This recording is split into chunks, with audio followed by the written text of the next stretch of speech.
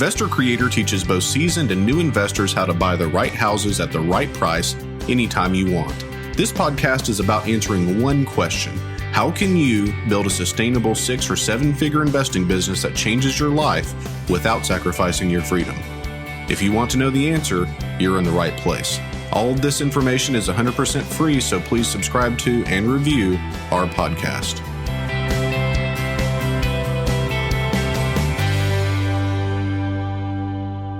Hey guys, today we're going to do a real deal case study, and the case study title of this is how we made $150,000 with no money in a deal. Now, I know a lot of people that are in the wholesale game are thinking, man, that must have been like a $2 million price on a wholesale or something like that.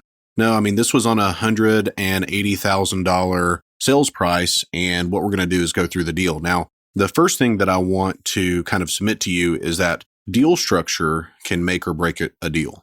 Deal structure can make or break a deal.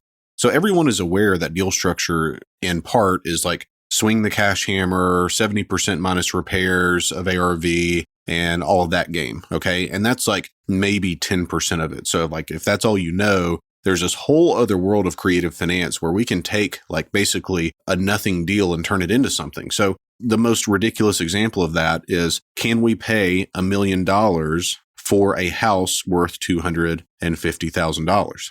Well, the answer is absolutely, if the terms are correct. So the terms on that deal may be $1,000 down and $25 per month, but we can absolutely pay $25 per month towards that $1 million and make a load of money on that deal. You know, we would just take it, keep it as a rental. I'm not a rental guy, but sometimes that makes sense.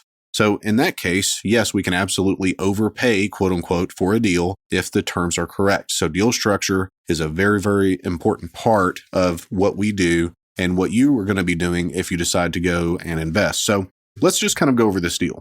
And I think that this is going to be a pretty quick podcast. I just really wanted to go over this with you guys because we're pretty excited about it. So we got a call in from a guy that had inherited 2 separate houses, and he needed to buy out an heir. And he was going to sell one of the houses to create cash for the purchase of the second. So on this transaction, the ARV on this house is probably $165,000 as is. It may need, roughly $5,000 in repairs to get it there because, I think it's in pretty good condition, but once you get a home inspection report, you never know. So we put $5,000 on every transaction in repairs, even though it may look like it's in perfect condition. So $165,000 as is roughly, and then $5,000 in repairs. Now we bought this property for $70,000. Okay. And I know the first thing that you're thinking is, Brad, well, how in the world do you make $150,000? You'd have to sell it, cash with no commissions and all this somewhere in the $220,000 range. Well, yeah, you're paying attention. That makes sense, but just stay with me. So here's what we did. We decided to take this deal and we're going to owner finance it. So we're going to owner finance it. And so the first thing about owner financing is, number one, we can always kind of bump up the price 10 or 15% if it's an owner finance transaction. So you think about the market of retail transactions. So you have buyers that either can pay cash or they can go and get a mortgage, and they're out there looking at listings and all that. So that's the retail market. The owner finance market's a different market. You think about how many thousand houses are in your state or in your metro, if you're in a metro, and how many there are that are offered with owner financing. Well, it's like maybe 1% of the market, right? So in my market, there's usually 3,000 houses for sale, and there may be roughly 30 that I can find that are going to be owner financed. And that number in itself may be a little bit high. But let's assume that there's, very, very few houses that are offered with owner financing. And so you have a buyer group, a buyer pool there that have cash and they have down payments and they have good incomes, but they cannot qualify traditionally for a mortgage. And they have that issue for one of 2 reasons. Either 1, they're self-employed and they have a difficult time proving income, or 2, they have a credit score issue. So they had a bankruptcy in the past, or they had health issues, they had a divorce, whatever it is. But these are good people and they want to own a home again, or they want to own a home for the first time.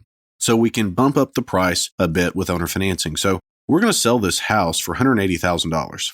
And my average down payment's $25,000, but we're going to assume $20,000 as a down payment on this thing. So we have $160,000 in note at 8% on this house. Okay. So let's switch gears and talk about how we bought the house. So we're paying $70,000 for this house. But we're not paying $70,000 at one time. So this is not an all cash transaction. This is $15,000 down at close and then $500 per month until paid. So that $500 per month would run roughly about 9 years. But what we intend to do with this to create free and clear assets, because, cash flow assets are great, but free and clear cash flow assets are even better.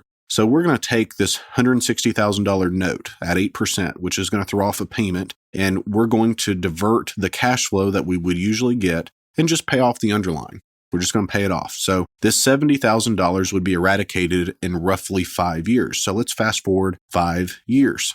So we got $20,000 in down payment money on the sale. We have $15,000 in down payment money on the purchase. So we have a net $5,000 from the down payment. Now, that's not life-changing for anyone, but it's not too bad to get a free and clear note that would happen in roughly 5 years. So in 5 years, the $160,000 note is going to be paid down somewhere to $150,000. So we would have at that point a free and clear note in first position of $150,000 plus our down payment. So we're going to make somewhere around $155,000 on a house that we sold for $180,000. Now, guys, that is a good deal. That is a great note. That's a good deal. It's a good deal structure on the underlying. And these deals don't happen all the time, but they happen pretty often. But we have to understand the deal structure, and we have to understand how to negotiate the purchase to where we can get these kinds of deals, okay? Side note, we had a transaction that we bought last night. So this one is a little bit different, but just to show you the power of notes. We bought a house for $15,000 subject to $14,000. Okay, so that means that there's a $14,000 loan in first position that the seller owes, and they're leaving that in their name, and they're going to transfer title to us. So they're getting $1,000, our seller is, and they're leaving $14,000 in place in first position. So with that, this property we can own or finance for probably $50,000. And this $14,000 note is going to be paid off in roughly 7 years. So in 7 years, the buyer will owe us somewhere around $45,000, and we'll have $45,000 in free and clear note. Guys, the note business is an incredible business, and I hope you guys learn it, because if you don't know how to do these wraps, you're not doing them in your business already. If you're already wholesaling, then you're missing out on deals. That's not what I want for you. I want you to do well in this business. So hope that makes sense. Happy investing, and we will catch you next time.